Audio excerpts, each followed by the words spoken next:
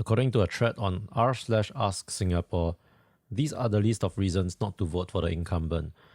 Not sure if the compiler is joking, but they seem to be afraid of POFMA. So just in case, I'm not going to put the username. But I have seen this list before in older threads, so I believe it's copy-pasted and updated.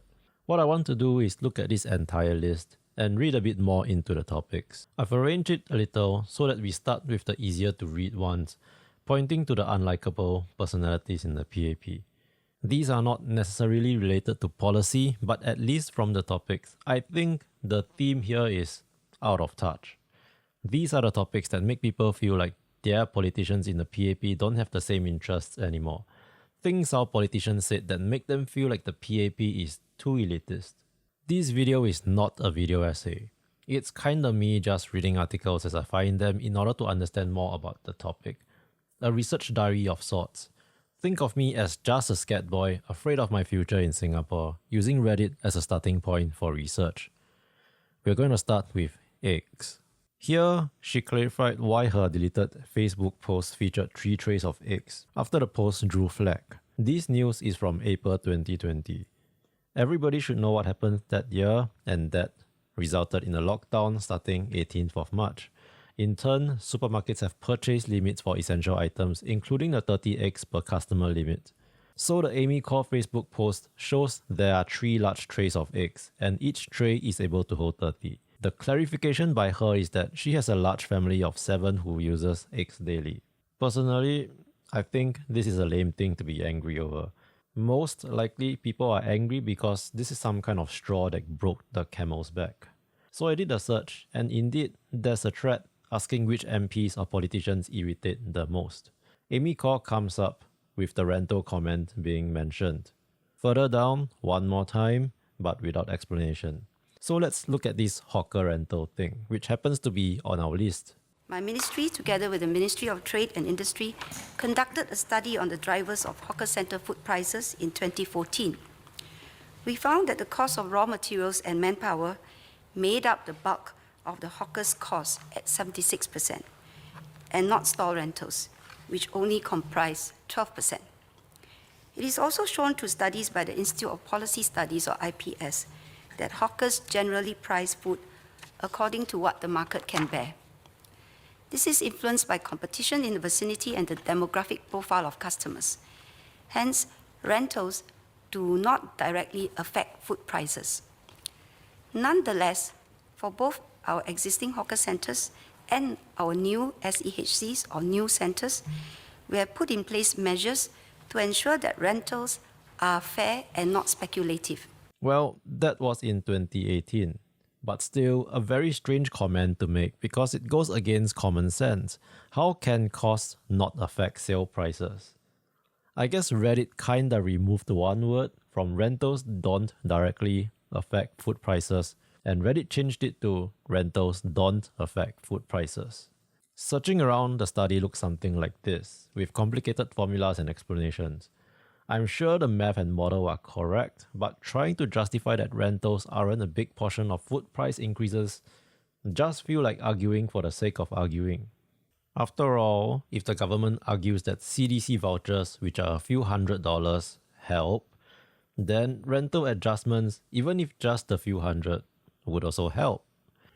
One important clarification I forgot to add after recording everything after this. While hawker centers, coffee shops, kopitiams, and food courts are seen as the same due to the types of food they serve, they are not subjected to the same economics. Hawker centers are specially constructed by the government, and their rents are controlled in various ways. Most older hawker centers are also managed by NEA, which means they can control certain things like only Singaporeans or PRs can become hawkers, or that they must attend to the store personally. Whether these measures are effective, you need to judge for yourself. Kopitiams and food courts, on the other hand, are not directly managed by the government, and generally their prices don't have the same control, so their market prices and hence rents are subjected to market forces. This also means the people at these stores don't need to be Singaporeans or PR. Alright, let's continue. But keeping an open mind, let's see if we can find a newer study. In this 2023 article, we see that many store owners didn't raise food prices for fear of driving away customers. According to the conversations the researchers had with store owners, some even took pride in keeping their prices despite inflationary pressures. Then, slightly further down, the researchers added that the news reports indicate that the store owners who had closed their stores during this period cited rising operating prices for the closing of their stores, with both rental and ingredient prices increasing drastically over the years. So, yeah. But well, maybe some of my assumptions were wrong. Let's consult Makan Sutra, with an article published in May 2024 written by KF Sito. There are probably few who know as much about hawkers as him, so let's see some highlights. Sito first criticized the social enterprise hawker centers, SEHC, for making hawkers foot the cost for a variety of things like return trays and high rentals in 2018. He thought that since this issue was discussed in Parliament, something would have changed. In May 2024, he says that these SEHC are back with a more forceful and creative approach to milking our hawker culture and the hawkers. Nobody is looking after these hawkers' interests. Not only are the SEHC operators putting restrictions on culinary freedom, their contracts are also difficult to understand.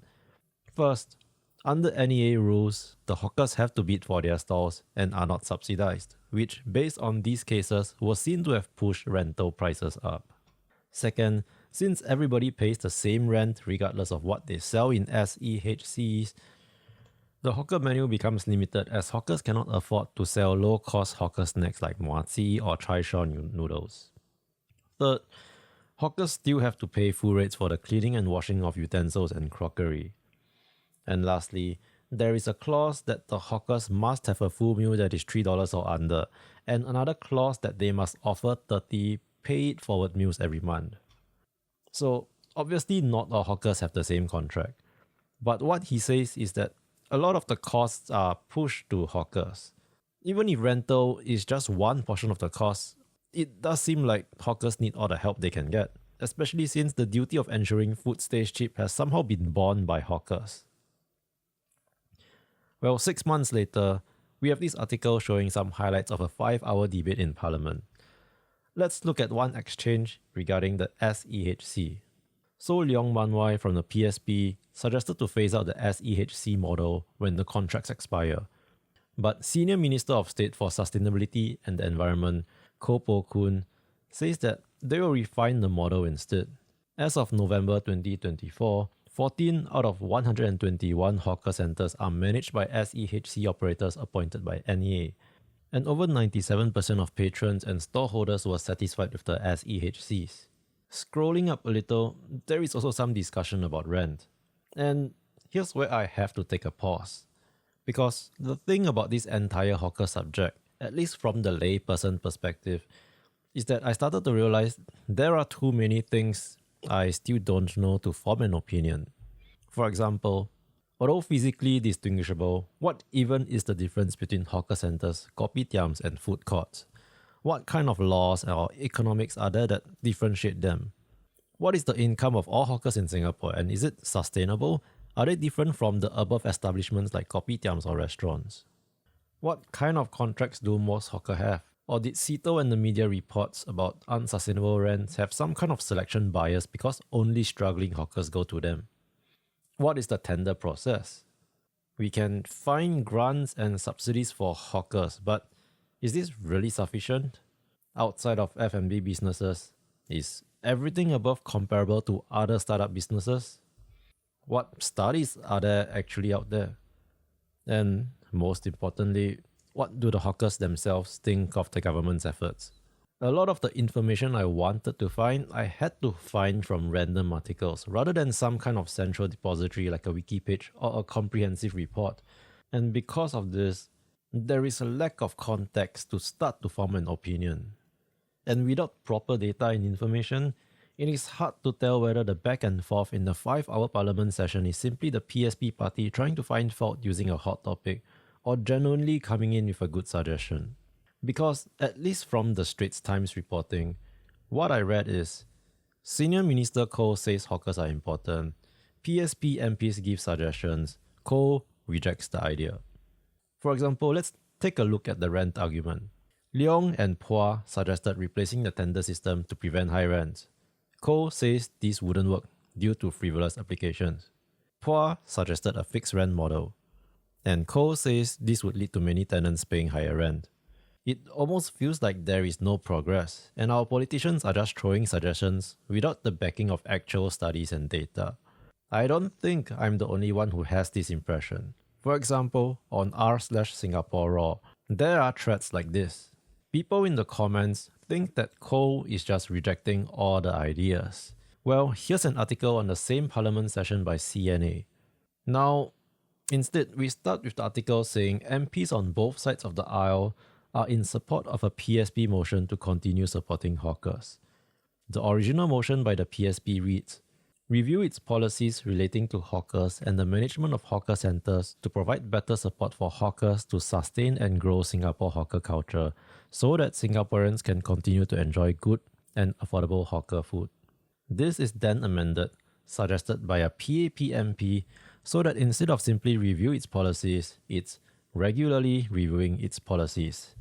And they also added, while enabling hawkers to earn a fair livelihood. All MPs in the House voted in favour of the amended motion. What's going on? This reads like an entirely different story. In the Straits Times article, it feels like they are opposing, but in the CNA article, it reads like they are in agreement. Now, when continuing to read about PSP coming up with ideas and Khor giving reasons why he thinks the current one is better, this feels like they are kinda working together towards a solution instead. I guess this means that the mainstream media is unreliable, and to understand the full context, I need to read the full 5-hour session.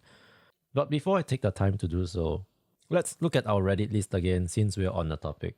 Well, we have the tray return system. There's a shortage of cleaners and thus dirtier hawker centres.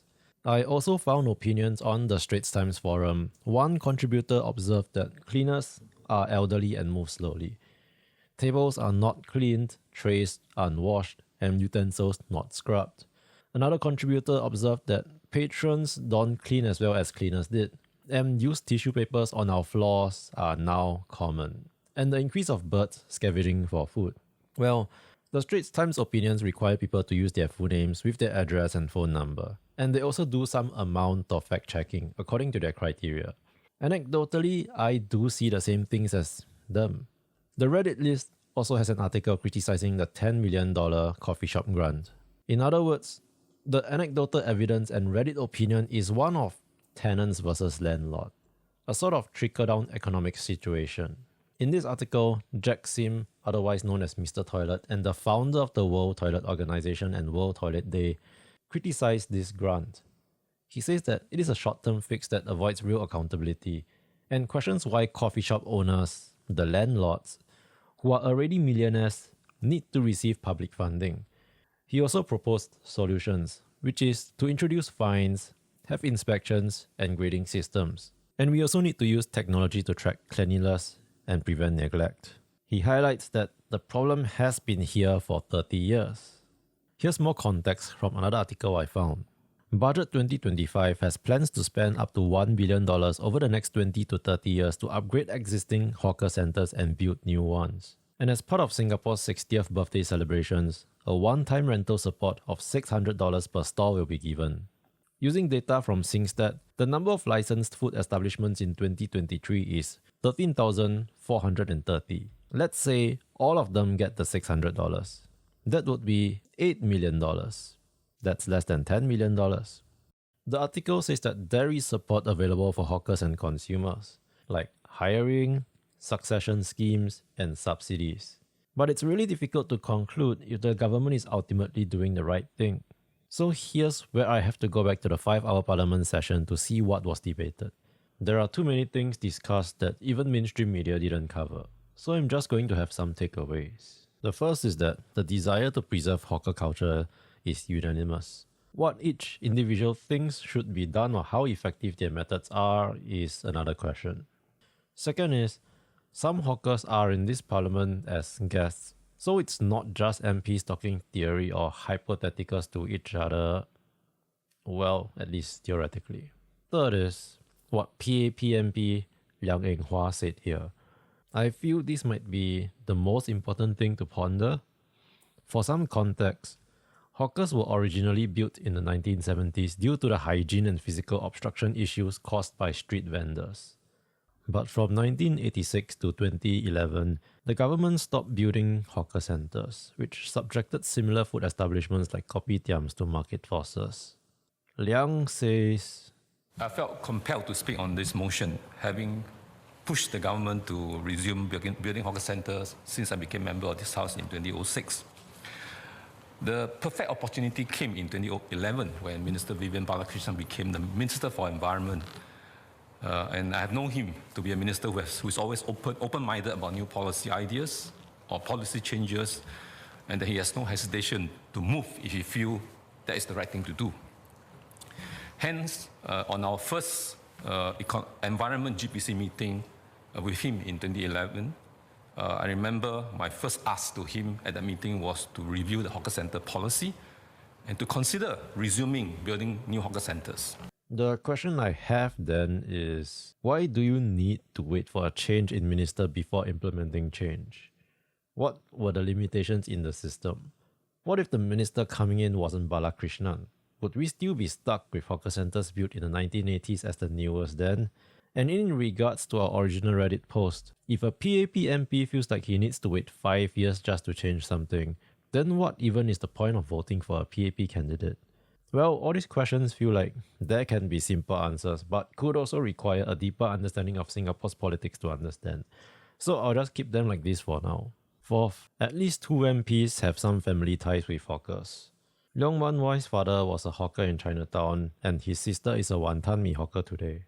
Po Li San used to help out at her aunt's laksa store at Marine Parade, which has now been sold due to the lack of succession. Fifth, the government does have some statistics about hawkers. Let's start with something interesting. Khor says that over the last 3 years, there were over 300 stores obtained at bids below $100. A few in 2023 and 2024 even won $1 bids. So if anybody watching wants to be a hawker, maybe you could just throw in a bid for fun and see what happens. Then, the not so fun one. Previously, I said it is difficult to form an opinion without good data, as there is no central repository of info like a wiki or some kind of report. Here's a part of what Khor said near the end. One thing here is that he clarified Leong Wan Wai's claim that the operator of Jurong West Hawker Centre paid $4.86 million to the government to manage the hawker centre. Khor says this is incorrect, and that this $4.86 million is a management fee the government pays to the operator.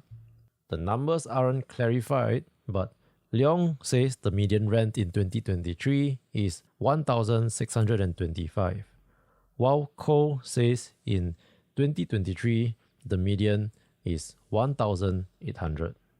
Another thing is that Khor asked members who are interested in the KFCito's experience in New York to Google Mothership articles. These things I find interesting because it tells me that despite being colleagues, our politicians might not be working from the same base information or reading the same reports, at least when it comes to hawker policy.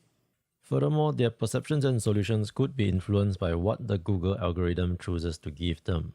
And well, some notable statistics that I will just read out. The caveat here is that I have no idea where they got these statistics. About 30% of hawkers are pioneer hawkers resettled from the streets and enjoy subsidized rentals between $192 to $384 per month. The median rent for the other roughly 70% is determined by the tender system. Leong Wan Wai says that the median rent in 2023 is $1,625, but Kopo Kun says that over the last 10 years, the median rent is around $1,250. And in 2023, the median is $1,800. 1 in 5 awarded a tender are below $500. Vacant stalls received an average of 7.2 bids per stall, successfully retendering within 3 to 6 months. Out of around 7,000 cooked food stalls, only 4% of rent today are above the assessed market rent of $1,250. I have no idea why Khor only uses a figure of 7,000 stalls. From 2019 to 2023, the average annual early termination rate for food stalls at SEHCs was 8%, compared to 3% at NEA-operated hawker centres. However, new centres tend to have some attrition as part of business volatility, which is expected to stabilise. NEA-managed hawker centres have occupancy rates for cooked food stalls averaging above 95%. At Senja Hawker Centre, ingredients are 50 to 60% of their total cost, manpower about 15 to 25%, and rental about 10%. There are also other expenses like transport and utilities.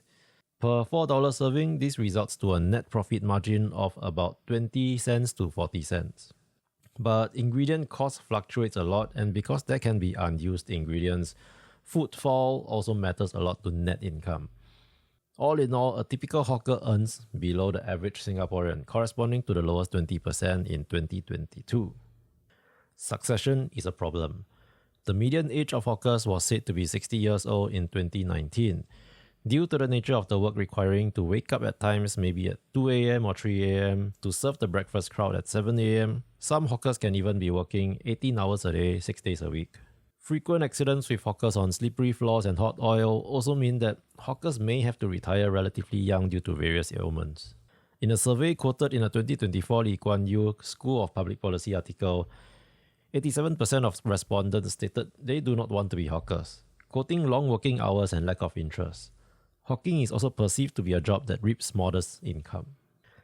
The Hawkers Development Program had 566 hawkers enrolled, 120 complete apprenticeship, and 29 started business, but 16 left in operation.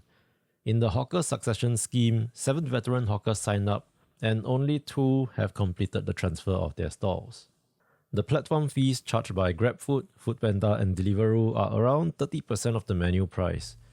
Their market shares are 56%, 35%, and 8% in 2020. Over 80% of Singaporeans consume hawker centre food at least once a week.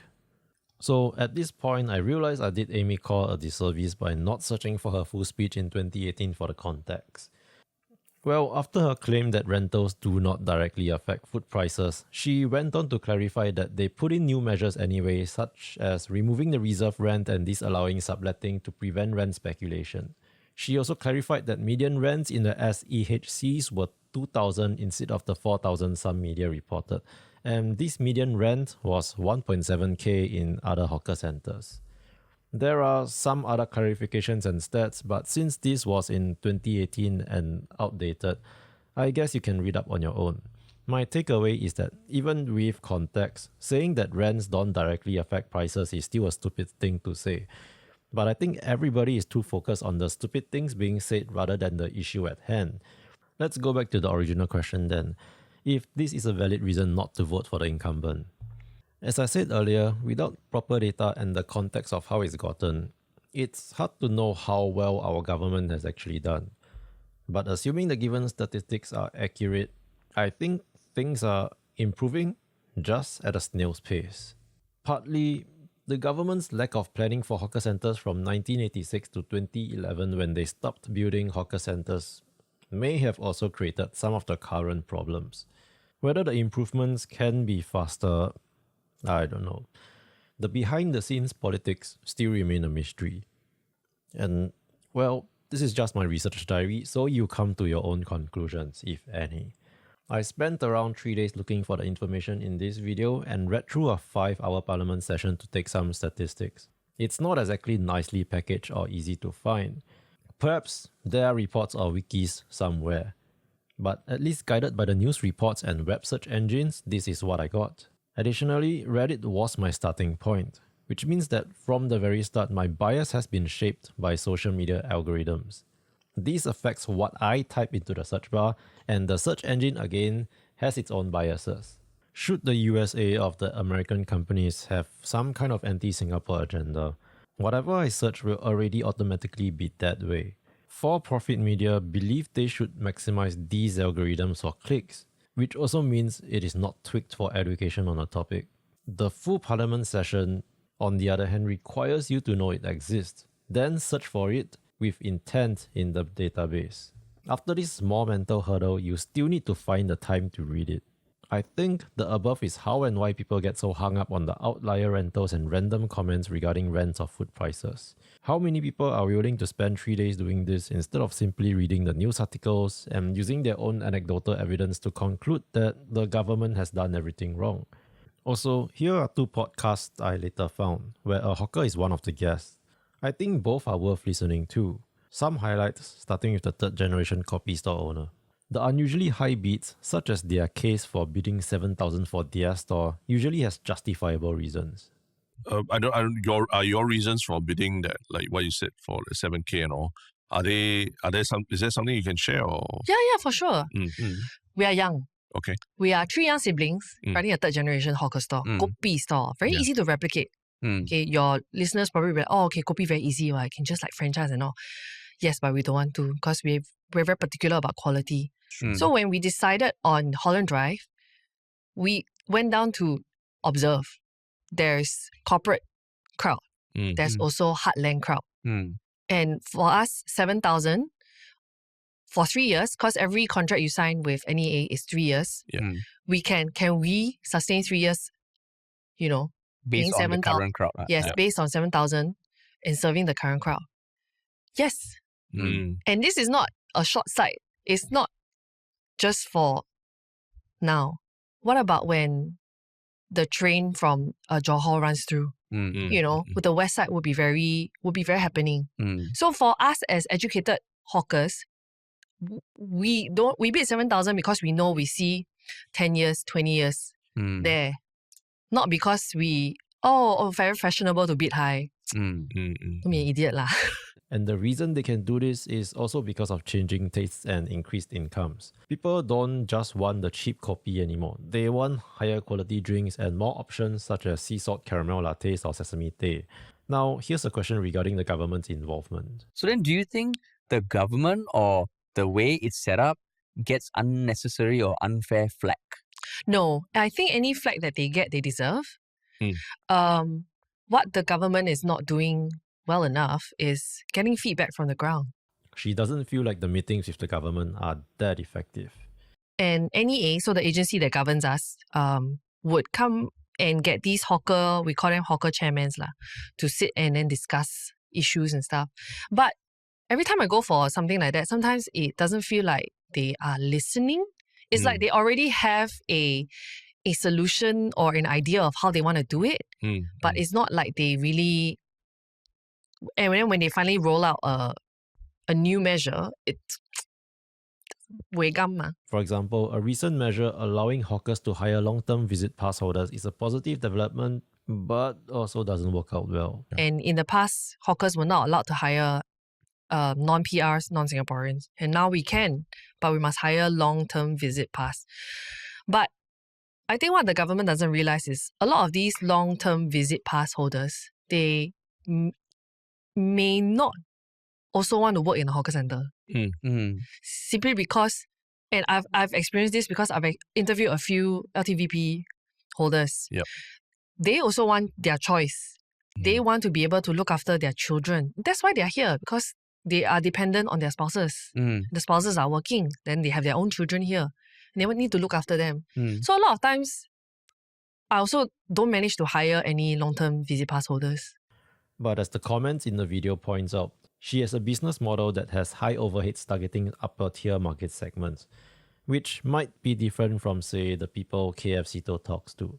Also, apparently the hosts and the guests don't understand the difference between a software as a service, AI, and robotics. So if you happen to watch them later, ignore whatever they say about AI. It's not true.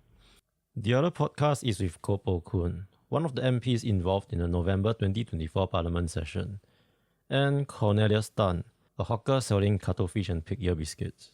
Because this is a more relaxed avenue, this podcast can be also considered a summary of Khor's response to the November 2024 Parliament session. Since we've covered that, I want to focus on what the hawker said about the hawker mindset.